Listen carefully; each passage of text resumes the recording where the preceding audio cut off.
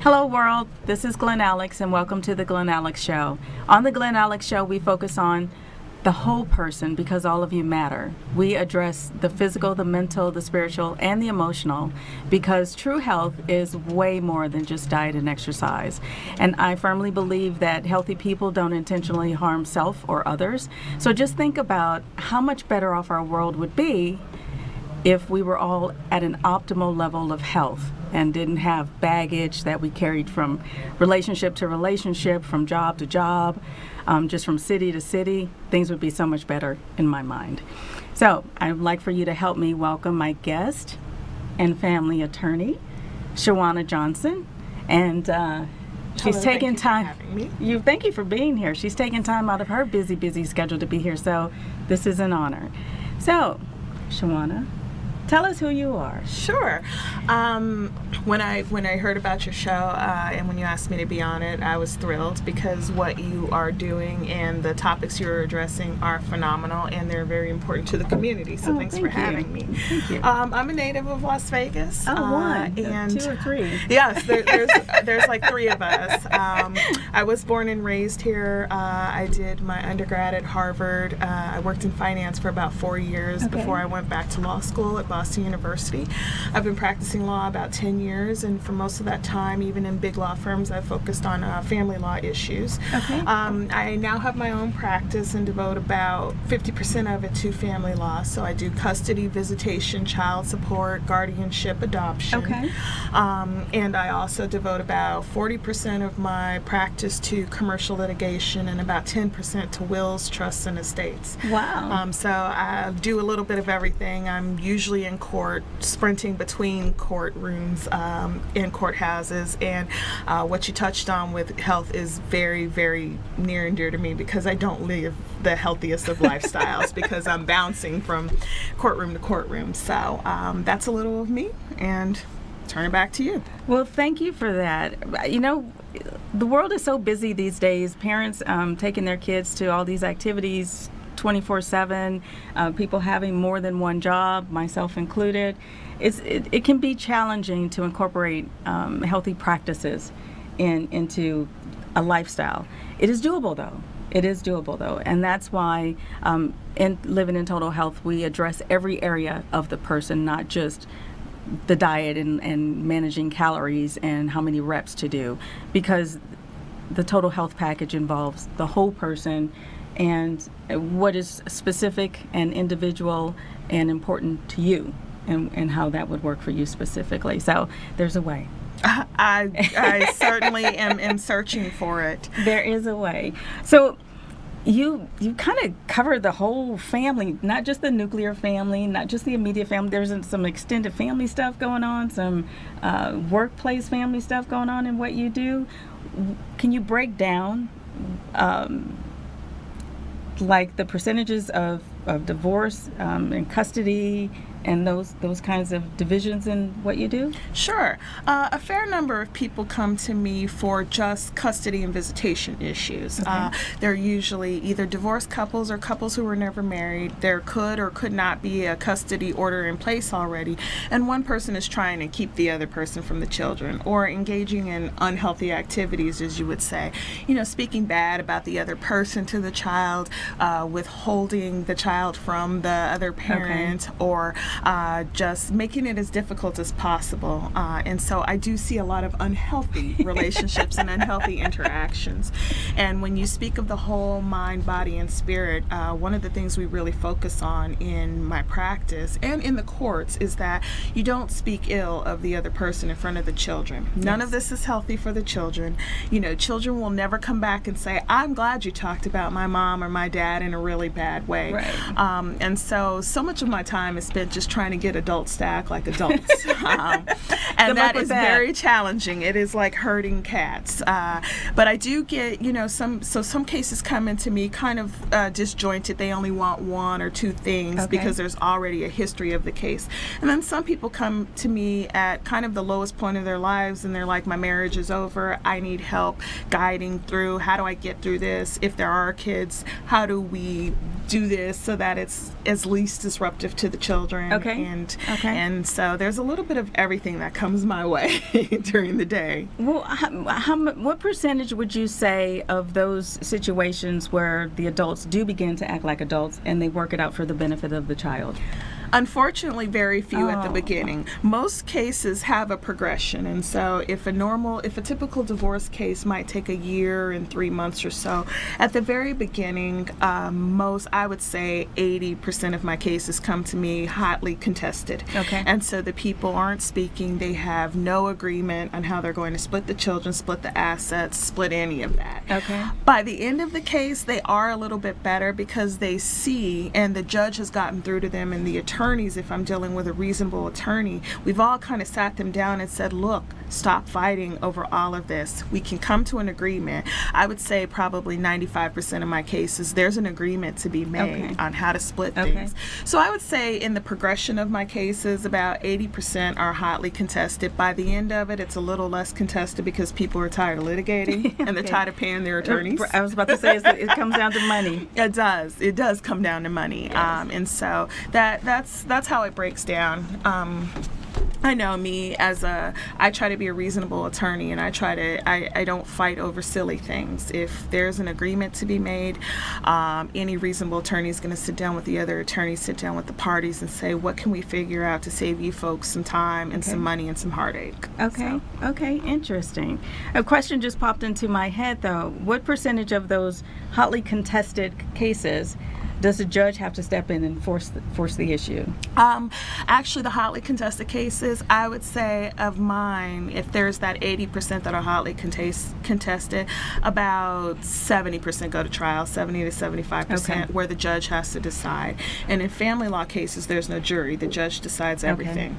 The two trials are split, so we decide custody and visitation first and get the children situated, and then finances. Those two are never combined. They are always bifurcated. And the judge makes a decision. A fair number of cases, I would say about 30% settle before we get very far into the case. And I have had cases settle at trial. Actually, a fair number of once cases they get in front of the once judge. they get in front of the judge and Like, they start seeing it's not going to be all one way that they wanted. Right. Definitely some cases will settle right at trial. So. Okay. Well, thank you for that information. Now, I wanted to focus on relationships this month. Number one, because it is Domestic Violence Month. And number two, relationships are critical to total health. As you just heard, when people are fighting and struggling, they're having that power struggle, especially when kids are involved. It takes its mental toll, it takes an emotional toll, it takes a financial toll, and that can just make anyone sick and unwell, and they'll carry that in every part of life that they travel in. So I think relationships are hugely important. So the timing, I think, was perfect for this topic. So in the next segment, we will get into the relationships a little more deeply. I do have some questions and some thoughts for Shawanna and how the law fits into that. But before we get into that, please take a moment and check out our commercials from our sponsors. They are very brief, I promise. And you take this opportunity to get your copy of Living in Total Health. It is available on Amazon, on livingintotalhealth.com in hardcover and EPUB versions. We'll be right back. Have you ever wondered what it would take to be healthy from head to toe? Not just on the outside, but inside as well. Glen Alex, author of the highly recognized book Living in Total Health, will guide you to becoming totally healthy. Glen is a health coach, licensed clinical social worker, public speaker, educator, and humanitarian who has set the standard with her 25 years of experience in the health and wellness industry. Glen addresses the whole person to achieve optimal health. Glen's book, Living in Total Health, is not a how-to, but a why-to for a healthy life. Purchase her book through her website at livingintotalhealth.com for an autographed copy. You can get a copy on Amazon and an ebook version at smashwords.com. Those with a high level of health do not intentionally harm oneself or others. Make the world a better place and start living in total health. Do you want to be healthier, not feeling your best? Need access to health care? The Health Matters Health Fair at Doolittle Community Center is where you want to be on April 21st, 10 to 2. Presented by G. Alex Foundation. free health screenings and consults, free bicycle and pedestrian safety classes for youth, free tennis clinics for all, free yoga, fitness, and African dance classes, free kidney education class, and a variety of health and wellness vendors. All activities are indoors and free. For more information, contact Glenn at 702-807-7349. Your health matters. Be there.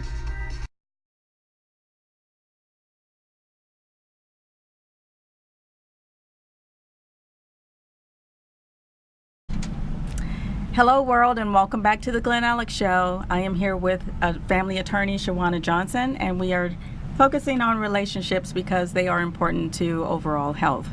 My introduction into health, for those of you who know me, my life's work is about health, in social work, in massage, in writing the book, and running a foundation. It's all health-centered.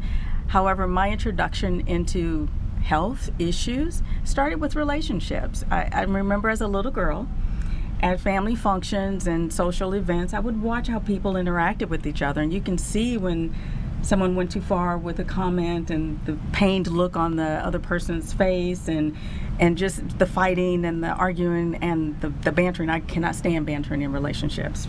Anyway, that was my introduction into health, and then it just bled into the other areas of health from there. So that's why, one of the reasons why we're focused on relationships in this segment and in this issue. And the other reason is because it is Domestic Violence Month. And unfortunately, people get physical and hurt other people. And in intimate relationships, that's where the domestic violence part comes in. So I would like to know from Shawanna, what percentage of your family cases involve domestic violence? I would say it would normally come up in either a custody dispute or a divorce. There may be a history, or there may be a police incident where the one person went to jail.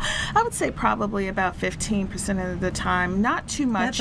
That's all in what I deal with. It's definitely prevalent in other areas of family law. For example, in the juvenile justice system, or if we're dealing with termination of parental rights, or there are children who have been taken to child haven and perhaps the Department of Family Services is involved. There's a lot more domestic violence involved in those cases. My cases usually involve, if it's a relatively rough relationship and there are children involved, at some point during the relationship there might have been an argument, there might have been a physical scuffle, the police were called, and at least one person generally goes to jail. It hasn't impacted my cases too much, but I definitely pay attention to it, and so do the judges. It is a factor in settling custody. If domestic violence occurs in front of the children, that is a big no-no, and that is a big thing that will be held against the perpetrator. It is taken very seriously. But, fortunately, I haven't had to deal with it too much in my cases. Okay. That's good news. Overall, though, do you think domestic violence, the incidences are diminishing, or it's getting worse? No, I think it's actually getting worse, unfortunately. And it's men and women who are being the aggressors. There used to be, this purview that it was only the man who would go to jail. No, there are women out there hitting men too. And unfortunately, it's in the Las Vegas Valley, it's getting worse because of mutual the drug combat, problem. is that what they still call it? Mutual combat, that's it. That's a good term from blast from the past. You see a lot of it with people just strife, and when they're involved in the gangs or the drugs or the gambling or any of those kind of outside factors, and there's strife there between the parties, you see it a lot. And Metro responds to it very seriously. And there's usually, in my field, I will see it sometimes years after the fact, but there's a police report, and as soon as that event happens, no matter what the disposition of it is always there. And some people will say, oh, that was years ago, that was nothing, but it is very serious. It follows you. It follows It you. follows you. And, one really interesting thing, if I can say, people will come years later and say, oh, well, I just volunteered for the police to take me to jail because I didn't want to get the other person in trouble. It doesn't matter. If there is an incident, if I didn't do it. I didn't do it, and I was Wasn't only me. protecting myself, and then the report Right. says the other thing. People should realize that you can't contradict a sworn police report years after the fact with Right. your version of the facts. And Right. so I've seen a lot of that in my That's cases. a good point. Don't take the fall for someone else. Right. It's Just going to don't follow do you. it. It's going to follow You'll you. never be able to explain that away later on, especially in front of a judge for custody. Yeah, okay. Well, I worked in another state in domestic violence as a social worker. I worked actually both sides of the aisle. I worked with the batterers and with the women that they abused.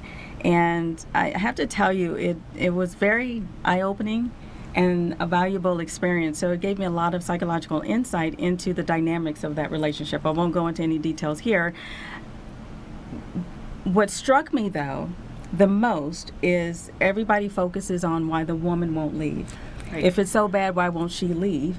Right. Let's flip that coin. Let's flip the script a little bit. If it's that bad, why won't he leave? That is a great. If you have to beat someone to make dinner exactly the way you want it, or exactly the moment you want it, or to have sex whenever you want it, why stay? Right, or why not do those things yourself, since you're clearly the only person that can do it, right? You're I clearly agree. capable, so I you can do agree. it yourself. So, I mean, I'm really happy to hear that domestic violence is not as prevalent in your cases as I imagined. Although socially, I hope we get a handle on that very, very quickly. If not for the adults involved, definitely for the children. Absolutely. Definitely for the children. It's a cultural thing that's going on Yeah. now. It has been so acceptable to grab or say comments or Yes. grope or any Yes. of that. Oh. And the Me Too movement, it was just so shocking. Every single woman I know in the history of the world had a Me Too moment. And so when we change the culture around it, we will change the culture, and it is never acceptable for man or woman to hit the No, other. it's not. I mean, your right to whatever you want to feel and think stops at my nose. That's right. That's So right. let's right. be clear about that. Yes. And you're right. It'll take both sides to fix it. Absolutely. To fix it. So maybe we'll do an episode on boundaries at some point, because those are important to health as well. And there's a chapter in the book about that. Absolutely. Okay. So we're going to take another quick break, but before we do, I'd like Shawanna to tell everyone how she can be contacted. If they have questions about family law or just any direction or guidance is needed, then tell them.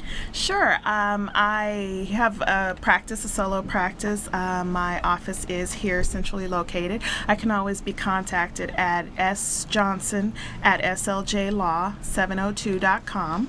My phone number is always 702-755-6949.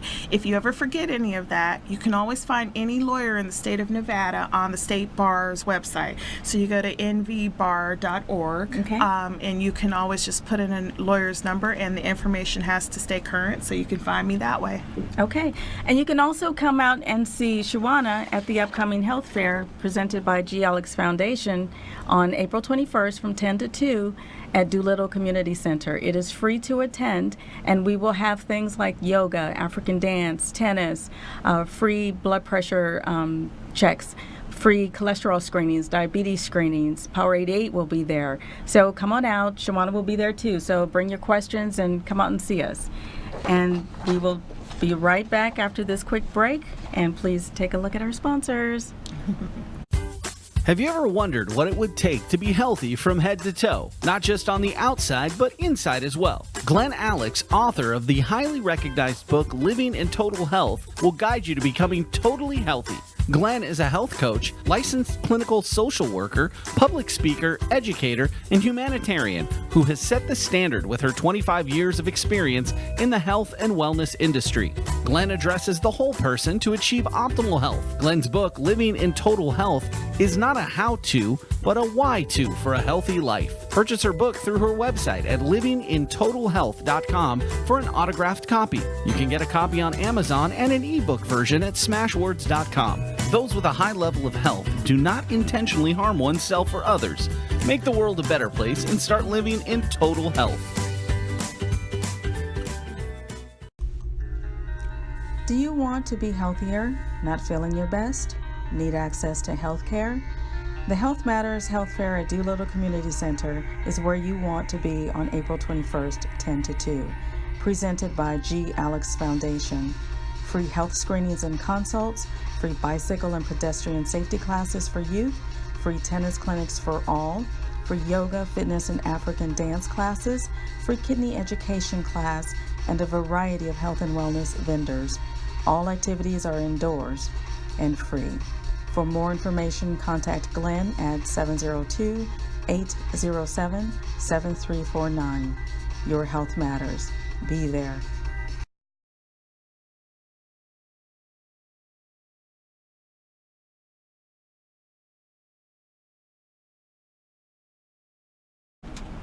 Hello, world, and welcome back to the Glen Alex Show. I am here with a family attorney, Shawanna Johnson, and we are talking about relationships. We covered domestic violence, just family issues that show up in court. And so in this segment, we will take questions from health seekers. So Okay. I have some questions for Shawanna. All right. Shoot, I'll try to answer them as well as I can. I'm sure you will. This one comes from Mary, and there's a little backstory. Mary has 3 kids by her ex-husband. When they divorced, the judge ordered him to pay a certain amount of child support. Shortly after divorce, he lost his job, and that was several years ago, and has not had a steady job since. So even though there's no proof of income, should he be paying a minimum amount? Absolutely.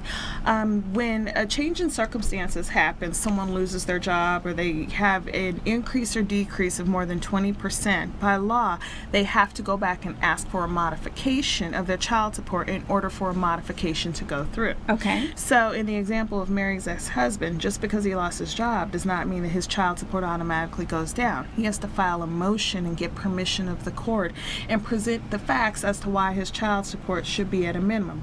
In Nevada, the statutory minimum per child is $100 per month. So Okay. at the very basic, he should be paying $300. Okay. But he would have to get an order of the court. Let's say the court ordered him to pay $1,000. The order is the order until it's changed, and so it would be his responsibility to go to the court, ask for a reduction, prove that he has lost his job, has been trying to find a job, Okay. is not purposely underemployed to avoid paying child support, Or, because several people employed do under that. the table. Employed under the table. And he would have to prove the circumstances as to why he should have a reduction in child support. Okay. And if the judge found that he met his burden, his legal burden, then the judge could lower it to a minimum of $100 per month. Wow, that's interesting. So since he has not gone back and asked for a reduction, does what he owe accumulate, or as far as the court is concerned, he's paying it? Oh no, it absolutely accumulates Okay. into arrears. So there are cases where people owe, $500,000 in arrears Ooh. because they've never paid their child That's support. worse than a student loan. Right, exactly, exactly. That's a whole student loan. Hey, pay up. I was actually just successful in obtaining a judgment for my client for $58,000 in back child support. Oh, It wow. accumulates. Okay. And so I represent both, sometimes the person who's receiving the child support and the person that's paying the child support. They will come to me and say, my financial circumstances are not the same. How do we get into court to lower the child support? Okay. And I tell them, we file a motion, we prove that you've been looking for a job, that your Okay. circumstances have changed. But until that order is officially changed, it keeps accumulating, and accumulating. it grows interest. Okay, Mary, you've got some money coming. Yes, This you is- do. It might be as good as a lottery ticket or mega bucks. So contact me, Mary, and we will figure out how to get your money. Tell me your number real Absolutely. quick.